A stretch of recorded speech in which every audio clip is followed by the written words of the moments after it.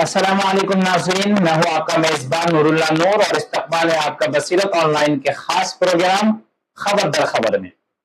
ناظرین، ایک طرف حکومت کا دعویٰ ہے کہ قانونی نظام میں شفافیت، تیزی اور عوامی اعتماد بحال کرنے کے لیے نئے قوانین اور بل منظور کیے جا رہے ہیں، لیکن دوسری طرف ملک کی عدالتوں اور جیلوں کا ایک سچ یہ بھی ہے کہ زیر سماعت قیدیوں کی ایک بڑی تعداد سالہ سال سے اپنے ٹرائل کے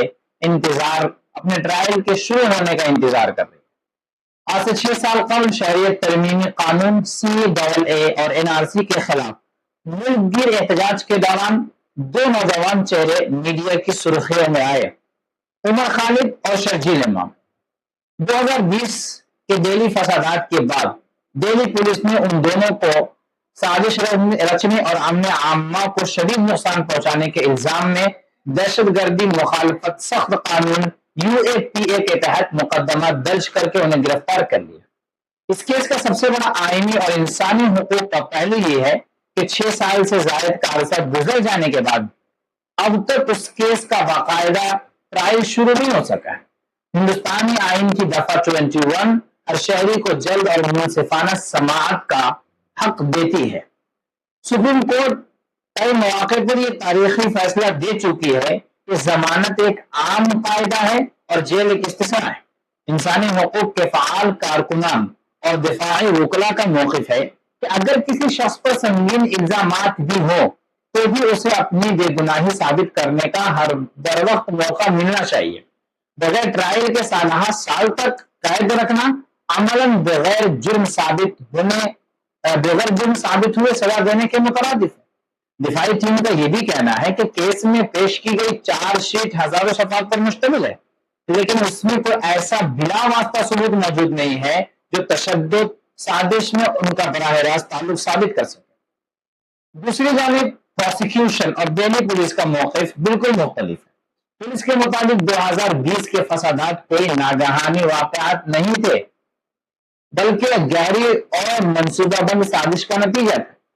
قانونی نقطۂ نظر سے UAP کی دفعہ 43D5 ضمانت کی راہ میں ایک بڑی قانونی رکاوٹ ہے۔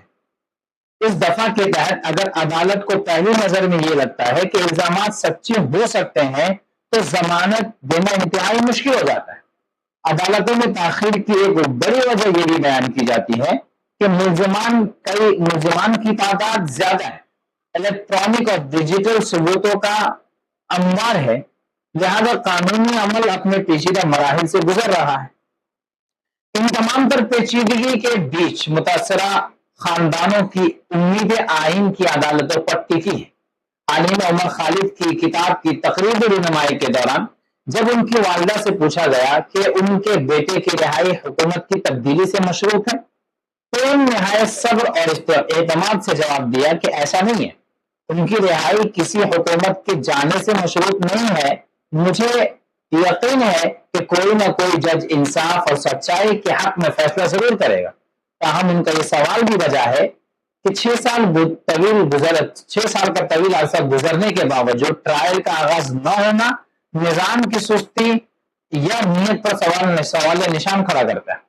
ناظرین، جمہوریت اور قانون کی حکمرانی کا بنیادی اصول یہ ہے کہ جب تک جرم ثابت نہ ہو ہر شخص بے گناہ ہے۔ قومی سلامتی اور امن و امان کے قیام یقیناً کسی بھی ریاست کی اولین ترجیح ہوتی ہے، لیکن اس کی قیمت شہریوں کی بنیادی آئینی حقوق اور منصفانہ سماعت کے حق کو قربان کر کے نہیں کی چکائی جا سکتی۔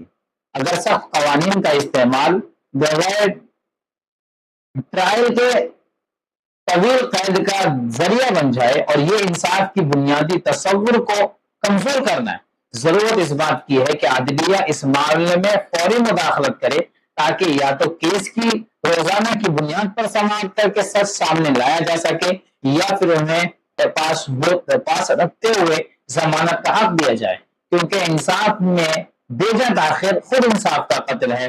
ناظرین، اگر آپ کو ہماری آج کی یہ ویڈیو پسند آئی اور تجزیہ آپ کو پسند آیا تو ہماری ویڈیو کو لائک کریں، سبسکرائب کریں اور اپنے احباب تک پہنچانے میں ہمارا تعاون کریں۔ آج کے لیے اتنا ہی کافی، ملتے ہیں ہم ایک اگلی ویڈیو میں نئے عنوان اور نئے ٹاپک کے ساتھ۔ السلام علیکم ورحمۃ اللہ۔